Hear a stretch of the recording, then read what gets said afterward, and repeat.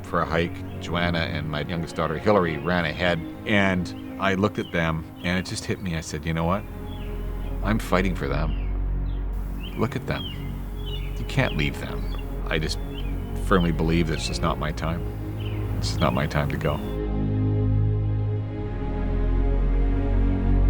I first met Daryl after he was diagnosed with quite advanced metastatic prostate cancer. His cancer had gone to his bones. When you first hear it, you don't really think that it's sort of real. It was very devastating. We just tried to focus on the important things.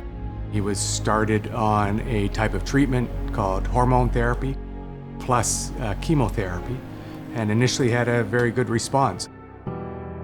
After about 8 months, he developed new sites of bone pain and even metastasis to his skin.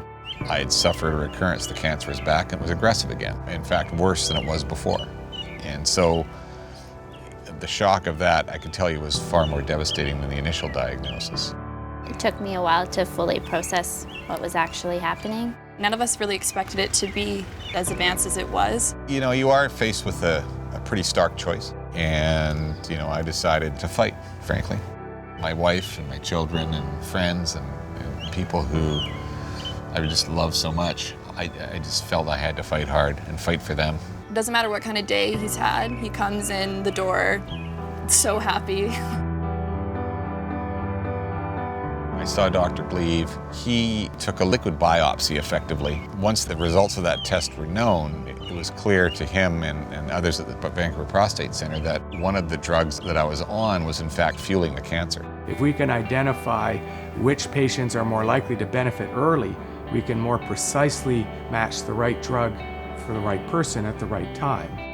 Now, what we've moved to is a more precise oncology where there's an understanding of the patient's cellular structure. They can tailor treatments to my particular circumstance as a result of this testing, which is a massive change. The combination of drugs I was put on started to work. I just started to feel I'm getting better. Daryl's really what we term an index case because he's an early example of how a cutting-edge technology that we've developed in the prostate center can help. What we want to be able to do is make it the norm. That testing that he did at the prostate center saved his life. 5 years ago, my dad would not be in the place he would be today. I just started to look everywhere for signs of strength and hope and optimism, and it comes in different ways, just things you notice in life. You know, you try to just bear witness to greatness. When it happens upon you, you take that in and you learn from it and you use that as foundation. And that's what I tried to do. In order to successfully win this battle, all of the efforts require as much funding as you could possibly get. And to have the treatments and the testing accessible to everybody. Donations help save lives. They help accelerate the creation of new ways to not just prolong life, but make living better. We have witnessed firsthand the advances and how it's helped Daryl. It gives us hope. We got the worst news possible, and here we are a year and a half later.